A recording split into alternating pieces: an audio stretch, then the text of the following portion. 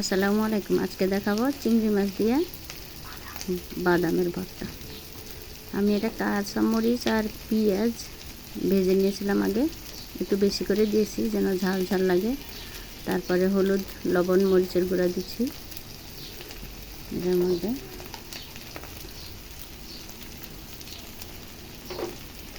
ভর্তা ঝাল না হলে মজা লাগে না। গুঁড়া চিংড়ি দিয়ে কইরা দেখুন, মজা লাগবে। গুঁড়া চিংড়ি তো মজা। ভালোভাবে মিশিয়ে নেন। এটা হচ্ছে রসুন বাটা, বাদাম বাটা, চীনা বাদাম বেটে রেখেছিলাম, এটা দিলাম।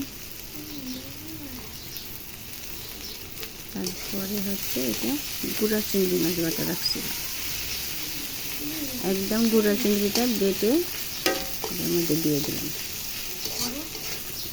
এটা ভালোভাবে মাখাইতে হবে, নাড়াচাড়া দিয়ে মিশিয়ে নিতে হবে। আদা বাটা, রসুন বাটা দিতে হবে। সব এগুলো আমি দিয়ে আস্তে আস্তে জাল দিয়ে রাখছি। পরে তোমার মাথা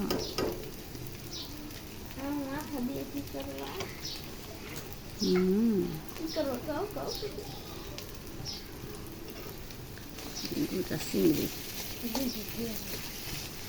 মাথা দিয়ে ভালোভাবে মিশাই।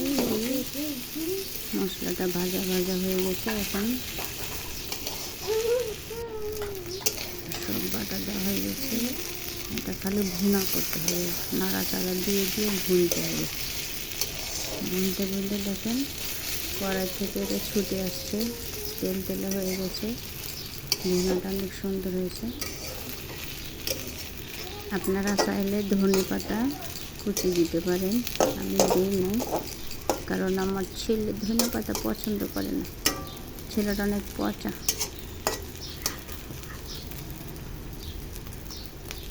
আমরা যেটা পছন্দ করি সেটা উনি পছন্দ করেন, আর উনি যেটা পছন্দ করে আমরা সেটা পছন্দ করি না। এই জন্য আমাদের মাঝে মধ্যে একটু আলাদাভাবে রান্না করতে হয়।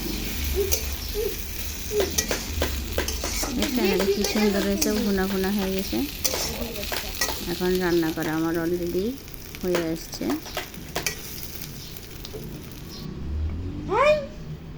কালারটাও সুন্দর হয়েছে। এই যে আমার রান্না শেষ।